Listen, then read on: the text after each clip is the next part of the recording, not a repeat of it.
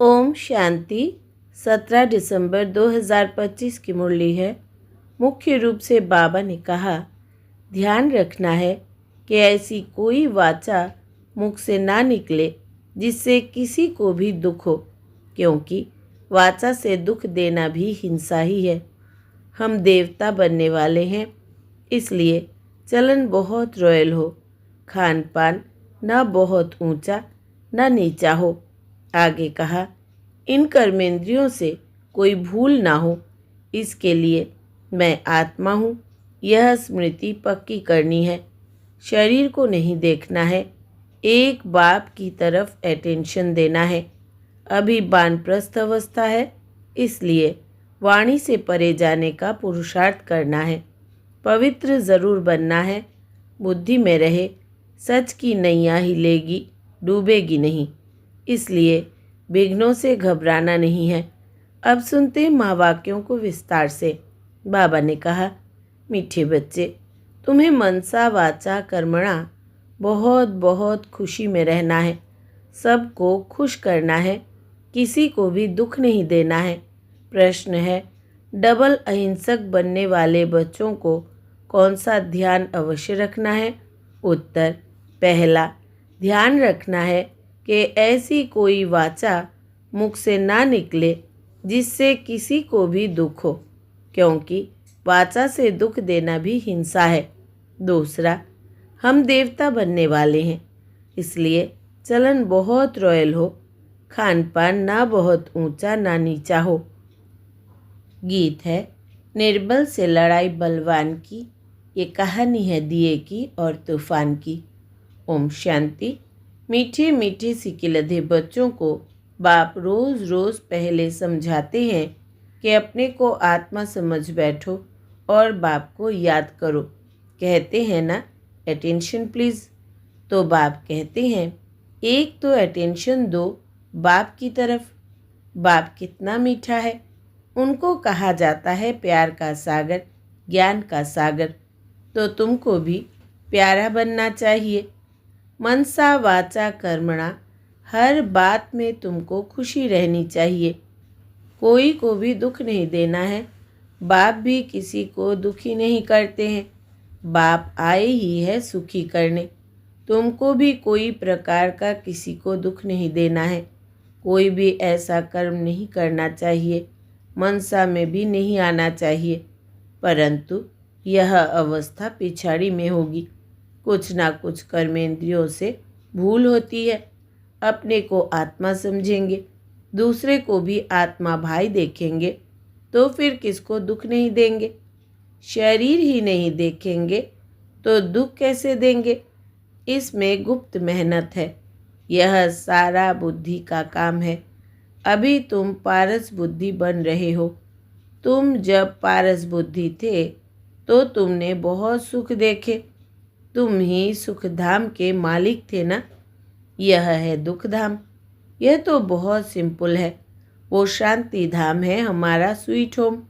फिर वहाँ से पाठ बजाने आए हैं, दुख का पाठ बहुत समय बजाया है, अब सुख धाम में चलना है। इसलिए एक दो को भाई भाई समझना है। आत्मा आत्मा को दुख नहीं दे सकती। अपने को आत्मा समझ आत्मा से बात कर रहे हैं। आत्मा ही तख्त पर विराजमान है। यह भी शिव बाबा का रथ है ना।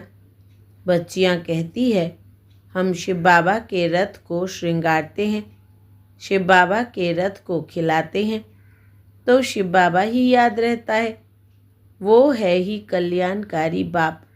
कहते हैं, मैं 5 तत्वों का भी कल्याण करता हूँ। वहाँ कोई भी चीज़ कभी तकलीफ़ नहीं देती है।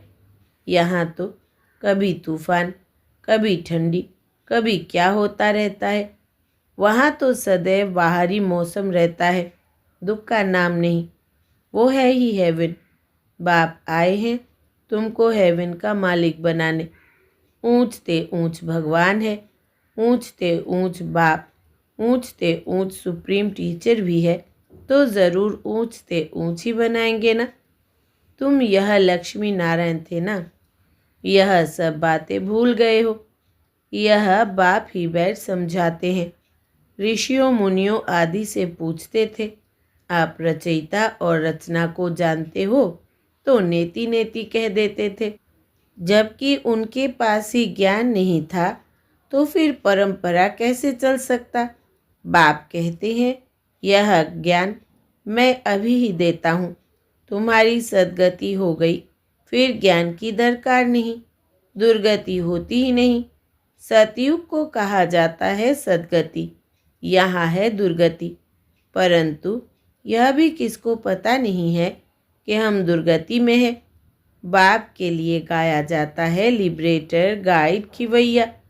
विषय सागर से सबकी नैया पार करते हैं, उसको कहते हैं क्षीर सागर। विष्णु को क्षीर सागर में दिखाते हैं। यह सब है भक्ति मार्ग का गायन। बड़ा बड़ा तालाब है जिसमें विष्णु का बड़ा चित्र दिखाते हैं। बाप समझाते हैं, तुमने ही सारे विश्व पर राज्य किया है, अनेक बार हार खाई और जीत पाई है। बाप कहते हैं, काम महाशत्रु है, उन पर जीत पाने से तुम जगत जीत बनेंगे। तो खुशी से बनना चाहिए ना। भल गृहस्थ व्यवहार में प्रवृत्ति मार्ग में रहो, परंतु कमल फूल समान पवित्र रहो। अभी तुम कांटों से फूल बन रहे हो। समझ में आता है, यह है फॉरेस्ट ऑफ थॉर्न्स, अर्थात कांटों का जंगल। एक दो को कितना तंग करते हैं, मार देते हैं। बाप मीठे मीठे बच्चों को कहते हैं, तुम सबकी अब वानप्रस्थ अवस्था है। छोटे बड़े सबकी वानप्रस्थ अवस्था है। तुम वाणी से परे जाने के लिए पढ़ते हो ना। तुमको अभी सद्गुरु मिला है, वो तो वानप्रस्थ में तुमको ले ही जाएंगे। यह है यूनिवर्सिटी। भगवान उवाच है ना, मैं तुमको राजयोग सिखलाकर राजाओं का राजा बनाता हूँ। जो पूज्य राजाएं थे वही फिर पुजारी राजाएं बनते हैं। तो बाप कहते हैं, बच्चे अच्छी रीति पुरुषार्थ करो, दैवी गुण धारण करो, भल खाओ पियो, श्रीनाथ द्वारे में जाओ, वहाँ घी के माल ढेर मिलते हैं।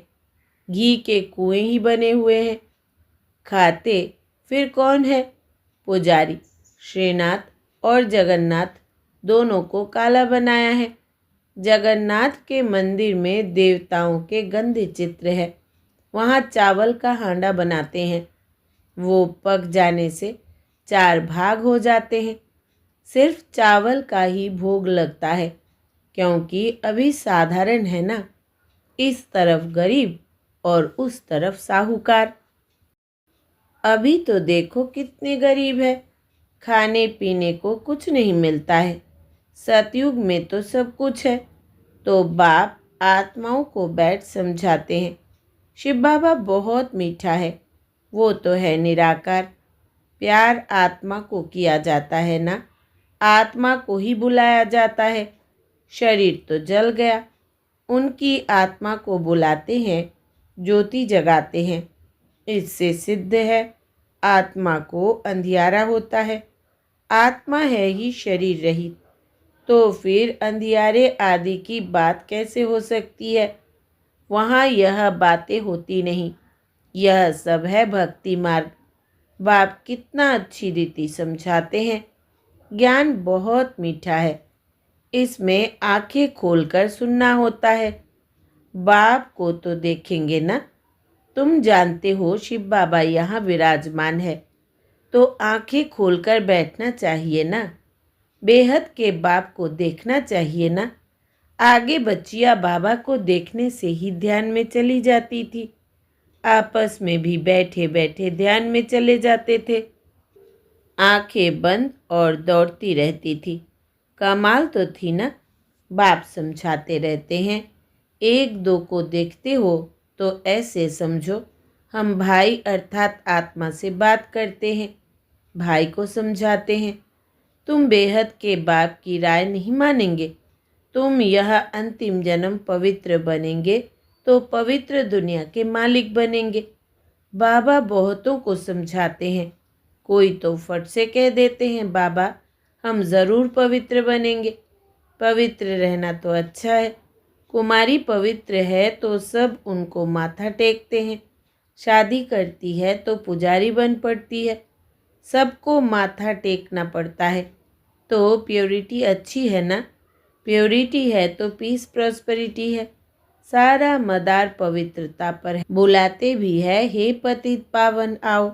पावन दुनिया में रावण होता ही नहीं, वो है ही राम राज्य। सब खीर खंड रहते हैं। धर्म का राज्य है, फिर रावण कहाँ से आया? रामायण आदि कितना प्रेम से बैठ सुनाते हैं। यह सब है भक्ति। तो बच्चियां साक्षात्कार में डांस करने लग पड़ती है। सच की बेड़ी का तो गायन है, हिलेगा लेकिन डूबेगी नहीं। और कोई सत्संग में जाने की मना नहीं करते। यहाँ कितना रोकते हैं। बाप तुमको ज्ञान देते हैं, तुम बनते हो बीके। ब्राह्मण तो ज़रूर बनना है। बाप है ही स्वर्ग की स्थापना करने वाला, तो ज़रूर हम भी स्वर्ग के मालिक होने चाहिए। हम यहाँ नर्क में क्यों पड़े हैं? अभी समझ में आता है कि आगे हम भी पुजारी थे, अभी फिर पूज्य बनते हैं 21 जन्मों के लिए। 63 जन्म पुजारी बने, अभी फिर हम पूज्य स्वर्ग के मालिक बनेंगे। यह है नर से नारायण बनने की नॉलेज। भगवान उवाच, मैं तुमको राजाओं का राजा बनाता हूँ। पतित राजाएं पावन राजाओं को नमन बंदन करते हैं। हर एक महाराजा के महलों में मंदिर ज़रूर होगा, वो भी राधे कृष्ण का या लक्ष्मी नारायण का या राम सीता का। आजकल तो गणेश हनुमान आदि के भी मंदिर बनाते रहते हैं। भक्ति मार्ग में कितनी अंधश्रद्धा है। अभी तुम समझते हो बरोबर। हमने राजाई की, फिर वाम मार्ग में गिरते हैं। अब बाप समझाते हैं, तुम्हारा यह अंतिम जन्म है।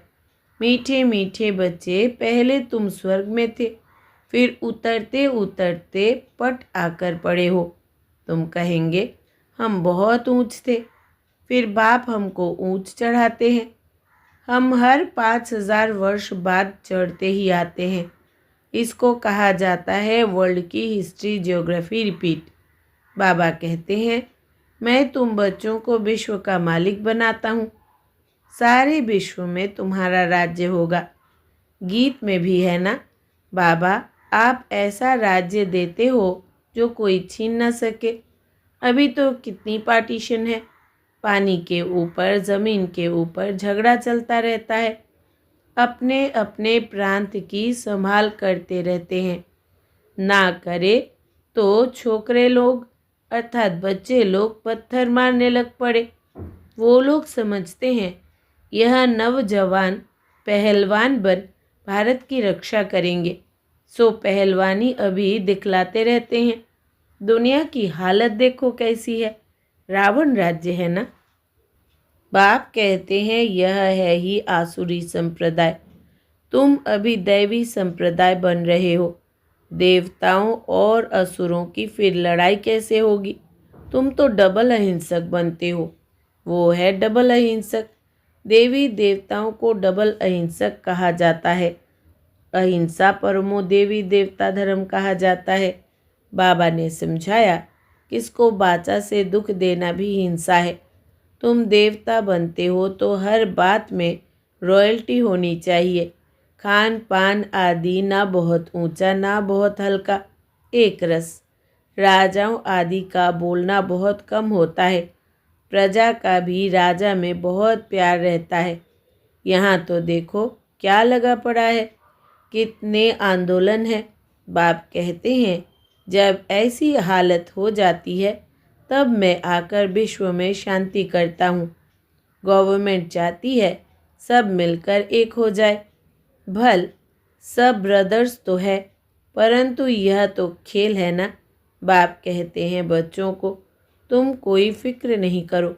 अनाज की अभी तकलीफ़ है, वहाँ तो अनाज इतना हो जाएगा, बिगैर पैसे जितना चाहे उतना मिलता रहेगा। अभी वो दैवी राजधानी स्थापन कर रहे हैं। हम हेल्थ को भी ऐसा बना देते हैं जो कभी कोई रोग होवे ही नहीं, गारंटी है। कैरेक्टर भी हम इन देवताओं जैसा बनाते हैं। जैसा जैसा मिनिस्टर हो ऐसा उनको समझा सकते हैं। युक्ति से समझाना चाहिए। ओपिनियन में बहुत अच्छा लिखते हैं, परंतु अरे तुम भी तो समझो ना, तो कहते हैं फुर्सत नहीं।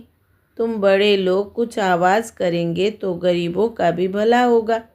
बाप समझाते हैं, अभी सबके सिर पर काल खड़ा है। आज कल करते करते काल खा जाएगा। तुम कुंभकर्ण मिसल बन पड़े हो।